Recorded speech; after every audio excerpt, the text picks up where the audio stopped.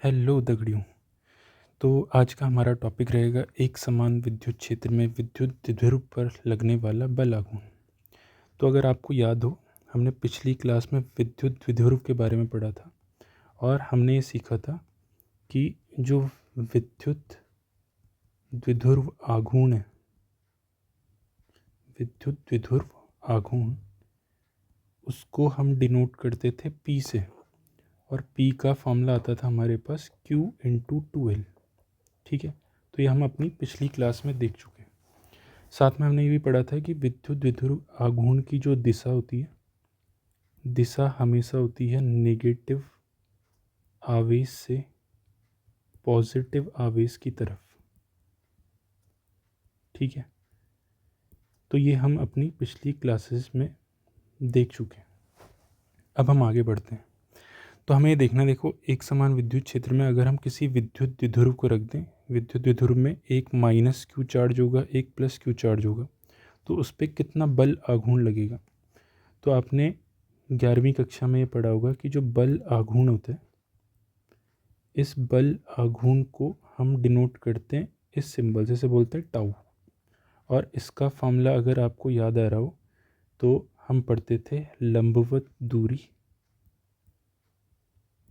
और multiplied by बल, या इसको लिखते थे हम वेक्टर फॉर्म में R क्रॉस F। ठीक है, तो अब हमें देखना है, देखो, अगर हम किसी विद्युत द्विध्रुव को एक समान विद्युत क्षेत्र में रखें तो उस पर बल आघूर्ण कैसे काम करेगा। तो ये देखिए, अगर पॉजिटिव चार्ज है तो हमने पढ़ा था पॉजिटिव चार्ज पे हमेशा विद्युत क्षेत्र की दिशा में एक बल लगता है, वो लगता है F बराबर QE। इसी तरीके से जो नेगेटिव चार्ज होगा, नेगेटिव चार्ज पे भी विद्युत क्षेत्र की विपरीत दिशा में एक फोर्स लगता है F बराबर QE। नेगेटिव साइन नहीं ले रहे हैं क्योंकि हमें पता है इसकी दिशा चेंज हो गई है, दिशा विपरीत है इसलिए। तो ये वाला फोर्स भी F बराबर QE है, ये वाला फोर्स भी F बराबर QE हो गया।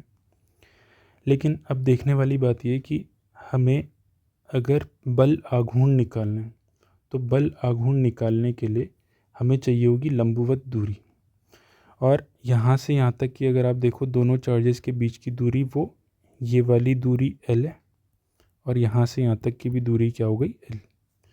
लेकिन अगर आप फोर्स को देखो, फोर्स और ये जो दूरी है, इन दोनों के बीच में 90 डिग्री का एंगल नहीं बन रहा है।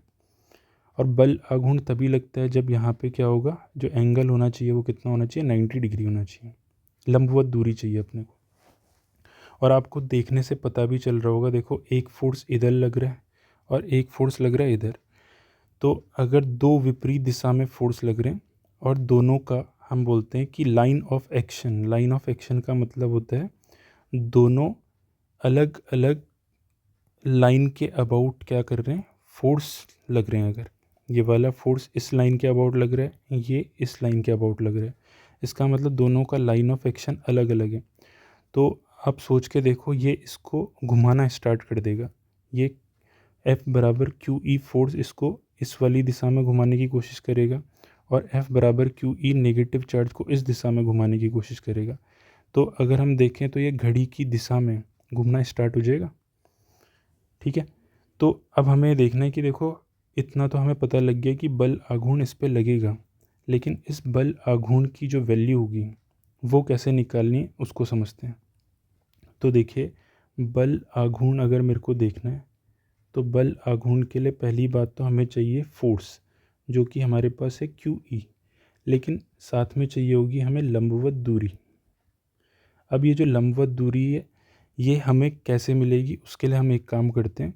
मान लेते हैं कि इलेक्ट्रिक फील्ड या जो विद्युत क्षेत्र है उसकी दिशा इस डाइपोल के साथ, जिसको हमने विद्युत द्विध्रुव बोला, इसके साथ थीटा एंगल बना रही है। तो अगर मैं यहाँ से एक क्या कर दूँ, इस पे लंब डाल दूँ, यहाँ से ये लंब डाला, तो हम इस L के दो घटक बना सकते हैं जिनको हम बोलते हैं कंपोनेंट बनाना। तो दो घटक x दिशा में बनाओगे तो ये बनता है L cos थीटा, और y दिशा में क्या बन जाता है, L sin थीटा। तो अगर आपको दिख रहा हो यहाँ पे कि जो बल आघूर्ण लगेगा अभी इस वाले फोर्स की वजह से, QE तो ये लगा, और लंबवत दूरी अगर मैं देखूं तो वो आ जाएगी हमारे पास L साइन थीटा। तो हम क्यू ई को मल्टीप्लाई कर देंगे किससे, L साइन थीटा से। तो ये बल आघूर्ण, इसको मैं बोल रहा हूँ टाउ 1। ये कौन से वाले फोर्स की वजह से लग रहा है, ये लग रहा है F बराबर क्यू ई, जो पॉजिटिव चार्ज पे लग रहा है। लेकिन अगर मेरे को बल आघूर्ण दूसरा निकालना है, कौन सा, नेगेटिव की वजह से, ये पॉजिटिव चार्ज की वजह से, ये नेगेटिव चार्ज की वजह से निकालना है, तो इसको बोल देते हैं टाउ 2। इसके लिए भी अगर आप देखोगे तो फोर्स कितना लग रहा है, क्यू ई। लेकिन लंबवत दूरी जो हमें चाहिए, वो लंबवत दूरी को आप देखो इस डायग्राम में कि यहाँ से अगर मैं एक लंब ये ड्रॉ कर दूँ यहाँ पे, तो ये वाला एंगल अगर थीटा है, या यहाँ से एक काम करते हैं, मैं एक लाइन ये खींच रहा हूँ और एक लाइन यहाँ से हमने ये लंब इस पर डाल दिया, तो ये एंगल थीटा, तो ये वाला एंगल भी थीटा। तो L का यहाँ पे जो x वाला घटक होगा वो बनेगा L cos थीटा, और y वाला जो घटक होगा वो बनेगा L sin थीटा। तो आप देखो L sin थीटा जो है वो F बराबर क्यू ई के साथ कितना 90 डिग्री का एंगल बना रहा है। इसका मतलब इसके लिए भी जो लंबवत दूरी आएगी वो आ जाएगी L sin थीटा। ठीक है, अब देखो आप ये देखना है हमें कि क्या ये वाला फोर्स और ये वाला फोर्स दोनों के दोनों, अगर मैं इन दोनों फोर्स की वजह से कुल बल आघूर्ण निकालूं, तो जो कुल बल आघूर्ण आएगा उसको मैं लिख रहा हूँ टाउ 1 प्लस टाउ 2। देखो टाउ 1 प्लस टाउ 2 क्यों लिख रहे हैं, क्योंकि ये भी इसको कौन सी डायरेक्शन में घुमा रहा है, ये घुमाएगा घड़ी की दिशा में, जिसको हम बोलते हैं क्लॉकवाइज। और ये भी कौन सी डायरेक्शन में घुमा रहा है, इसको क्लॉकवाइज। अब दोनों की दिशा सेम हो गई, क्लॉकवाइज क्लॉकवाइज, इसका मतलब दोनों का जो कुल बल आघूर्ण होगा वो आपस में ऐड हो जाएगा। तो इसको क्या लिखेंगे, Q E into L sine theta, और प्लस ये दूसरा जो फोर्स लग रहा है या दूसरा जो बल आघूर्ण है वो भी कितना आ रहा है, Q E into L sine theta. आप इन दोनों वैल्यू को अगर आपस में ऐड करोगे तो ये बन जाएगा 2q L E into sine theta. और यहाँ से अगर मैं देखूँ तो जो हमारे पास q इंटू 2l है, ये किसकी वैल्यू होती है, ये होती है द्विध्रुव आघूर्ण की, विद्युत द्विध्रुव आघूर्ण की। तो इसको हम डिनोट करते हैं p से, और यहाँ पे p तो बन गया q इंटू 2l, और साथ में आ गया अपने पास e साइन थीटा। तो जो कुल बल आघूर्ण आ रहा है इसको हम डिनोट करेंगे टाउ नेट से। ठीक है, तो इसका फॉर्मूला आपको याद रखना है, बहुत ही ज़्यादा इम्पॉर्टेंट है। ये आ गया हमारे पास पी ई साइन थीटा। और अगर आपको ध्यान हो कि जो टाउ होता है अपने पास, ये कैसी राशि होती है, ये होती है एक सदिश राशि। तो ये बताओ, सदिश राशि अगर हमारे पास ये आ रही है बल आघूर्ण, तो इसकी अपनी दिशा भी होगी। दिशा हमें दिख रही है कि कौन सी डायरेक्शन में चल रहा है, क्लॉकवाइज में। लेकिन आपने ये पढ़ा होगा, दो तरीके के हम प्रोडक्ट करते हैं, एक को बोलते हैं डॉट प्रोडक्ट, और इसका फॉर्मूला होता था ए बी कॉस थीटा। जबकि जो क्रॉस प्रोडक्ट होता है, दो वेक्टर का अगर आप क्रॉस कर रहे हो तो फॉर्मूला आता है ए बी साइन थीटा, और साथ में एक यूनिट वेक्टर, एक सदिश आते हैं जिसको हम बोलते हैं एन कैप। तो ये दो फॉर्मूले होते थे। अब हमें देखना है कि जो पी ई साइन थीटा है, क्या वो क्रॉस प्रोडक्ट को डिनोट कर रहा है। तो इसका जो फॉर्मूला हम लिखेंगे अब टाउ का, शॉर्ट में जो फॉर्मूला अपने को याद रखना है वो याद रखेंगे पी क्रॉस ई। पी क्रॉस ई करोगे तो भी क्या आएगा अपने पास, पी ई साइन थीटा। और पी क्रॉस ई लिख क्यों रहे हैं हम इसको, वो इसलिए लिख रहे हैं, अगर आप डायग्राम में ध्यान से देखो नेगेटिव से पॉजिटिव की तरफ ये होता है द्विध्रुव आघूर्ण का डायरेक्शन। तो पी वेक्टर इधर चल रहा है, ई वेक्टर इधर चल रहा है, तो दोनों के बीच में अगर देखो मेरे को करना है पी क्रॉस ई, तो हम क्या लगाते हैं, हम लगाते हैं अपने दाएं हाथ के अंगूठे का रूल, जिसको बोलते हैं हम राइट हैंड थंब रूल। तो राइट हैंड थंब रूल अगर आप लगाओगे तो आपको क्या करना है, अपनी जो उंगलियां उनको घुमाना होता है किस दिशा में, पी से ई की तरफ। अगर आप पी से ई की तरफ घुमाओगे तो देखो ये डायरेक्शन क्या आ जाएगी, पी से पी का डायरेक्शन ये, ई का डायरेक्शन ये।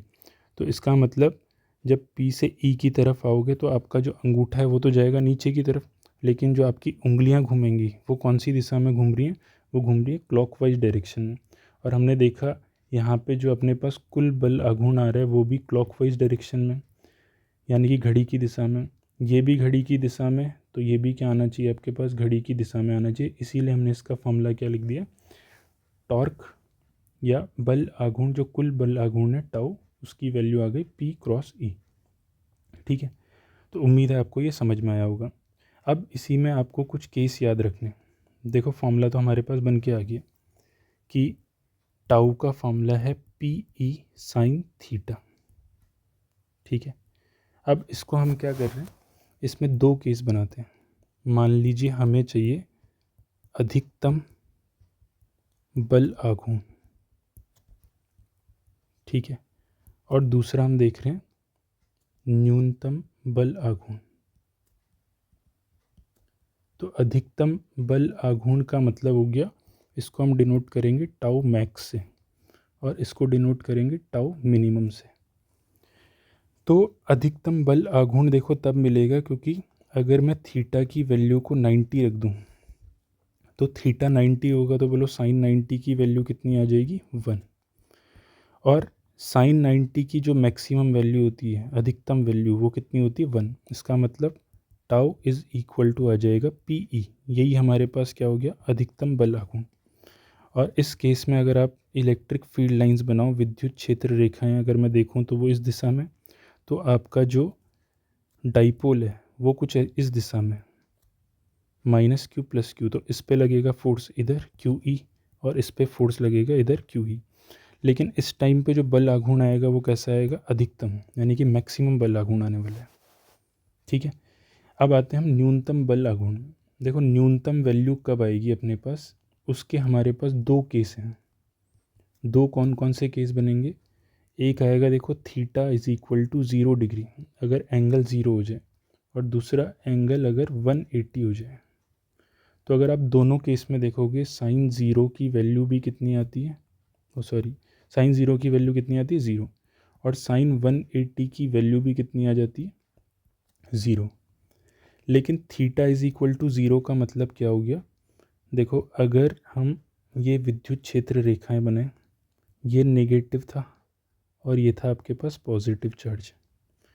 तो अगर अभी मैं P की दिशा देखूं, यानी कि विद्युत ध्रुव आघूर्ण की दिशा देखूं, तो P वेक्टर की दिशा यही और E वेक्टर की दिशा भी यही है। इसका मतलब थीटा की वैल्यू यहाँ पे कितनी है, 0। और दूसरा जो थीटा इज इक्वल टू 180 वाला केस है, उसमें अगर मान लो विद्युत क्षेत्र रेखाएं इस दिशा में और आपका इधर है पॉजिटिव और इधर है नेगेटिव, इसका मतलब अभी विद्युत द्विध्रुव आघूर्ण की जो दिशा है वो इधर हो गई, इलेक्ट्रिक फील्ड के या विद्युत क्षेत्र के विपरीत दिशा में।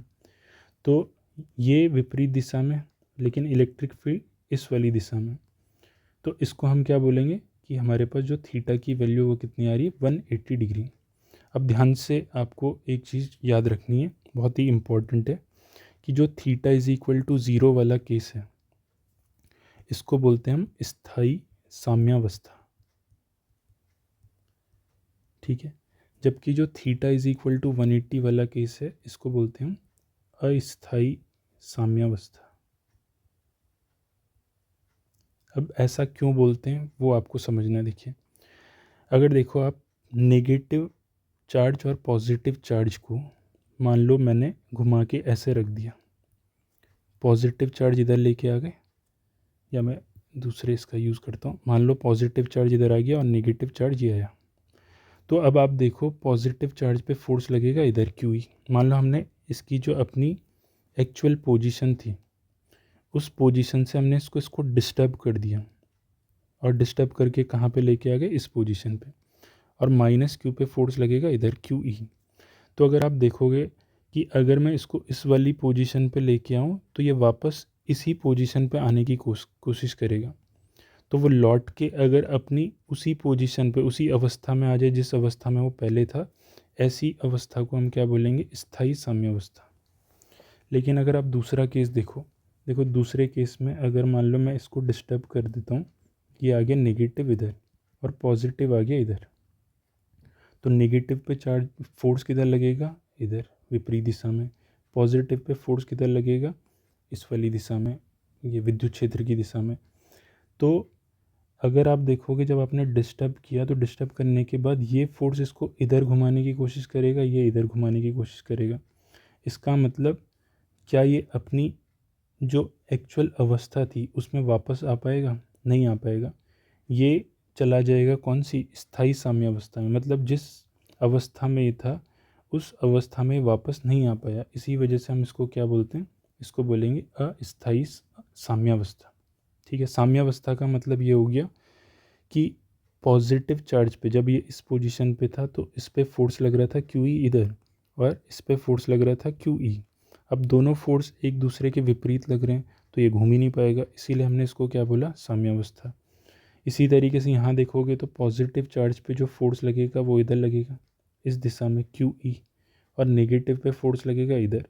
अब दोनों विपरीत दिशा में लग रहे हैं तो इसका मतलब यहाँ पे भी जो अपने पास नेट फोर्स है वो कितने? ज़ीरो। और यहाँ पे भी देखोगे तो नेट फोर्स कितना आ रहा है? ज़ीरो। तो दोनों केस में नेट फोर्स ज़ीरो आ गया, और दोनों का लाइन ऑफ एक्शन भी कैसा हो गया? सेम हो गया। तो दोनों का लाइन ऑफ एक्शन सेम होने का मतलब ये हो गया एक ही लाइन पे ये दोनों फोर्स लग रहे हैं, और इस केस में जो बल आघूर्ण होगा वो काम ही नहीं करेगा।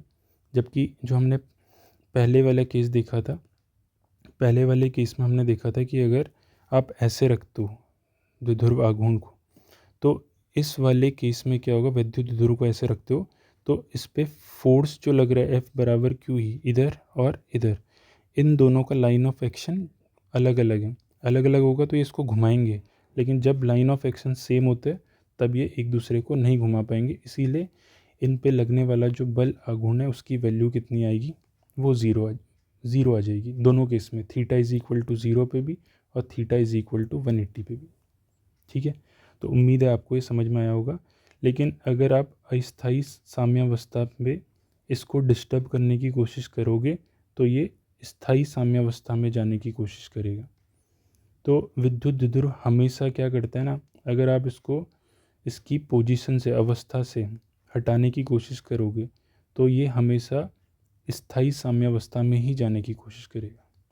ठीक है, तो उम्मीद है आपको ये समझ में आया होगा। इसका आपको फॉर्मूला याद रखना है, बहुत ही इंपॉर्टेंट है। पी ई साइन थीटा, या दूसरा फॉर्मूला याद रख सकते हो आप, पी क्रॉस ई। ठीक है, तो चलिए अब हम मिलेंगे अपनी अगली क्लास में।